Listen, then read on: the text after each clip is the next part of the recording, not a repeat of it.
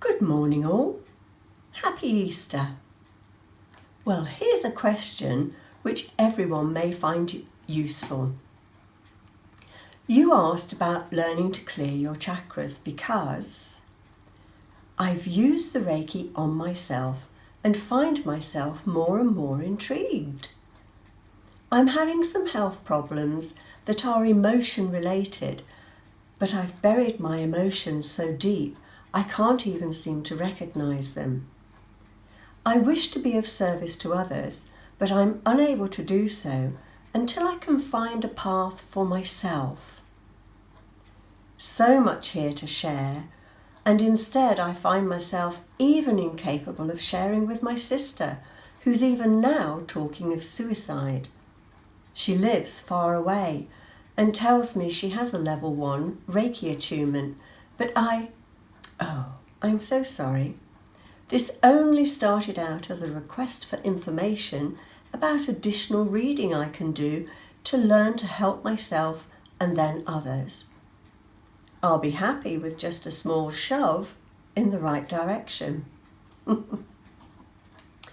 And my answer, a nudge in the right direction. I'm good at both nudging and shoving. Personally, I like our chikara-reiki-do mini course for working on your chakras, but also our self-attunement process itself is very balancing too. Other than that, simply trust your own intuition and ask for the right book or meditation about chakras to appear for you, and of course it will. Not forgetting, we do our own brilliant chakra balancing meditation as well. But let me chat on. Buried your problems, reflected in your bowels perhaps. Pain, often caused by guilt or anger.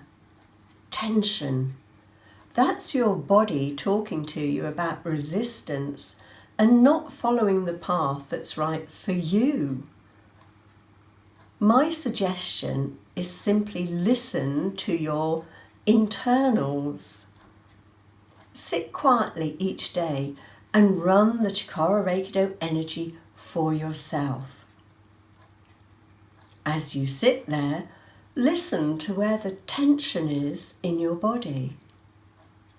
And then place your hand over the area and ask it to release and relax. Wait for it to release the tension. No rush. Just breathe and relax. Work in harmony with your body, that's all. It doesn't matter that you can't recognise what the tensions are. It's just the past dissolving. There's no need to relive it. There is only today. In fact, there's only this moment. And in this moment, you can relax, here and now. Regarding your sister, remember, suicide is a personal choice. So let your sister talk. Chat together about death. How does she feel she would like to do it? Has she made proper plans for friends and relatives, said her goodbyes, etc.? What would she like for the funeral? Be realistic. The gift of life is given to you by you, no strings attached. You and she can do whatever you like with it. She'll simply be stepping out of her body. You then have the experience of dealing with your grief, sadness, loneliness, etc. But that's only because you don't agree with her decisions. Otherwise, you'd be happy for her, like waving her off at the airport on the adventure of a lifetime. Remember also that the outer reflects the inner. Your sister is also reflecting you just now. Sad, angry, can't cope, overwhelmed, lonely, choked up, unable to connect, etc., go to your sister. Hug and hold each other. No words needed, for she is you and you are her. Do you know?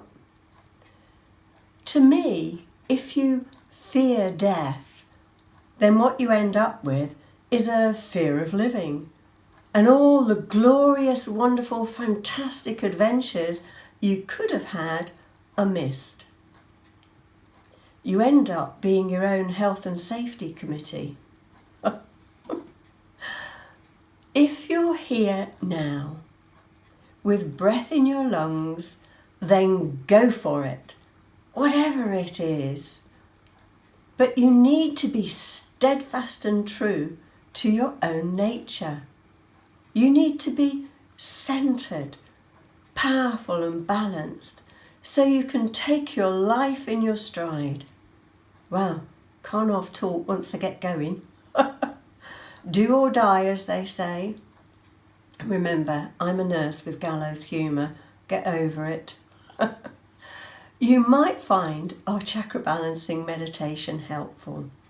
Plus, the wonderful CBD oil definitely helps to positively strengthen you and keeps your moods and emotions steady too.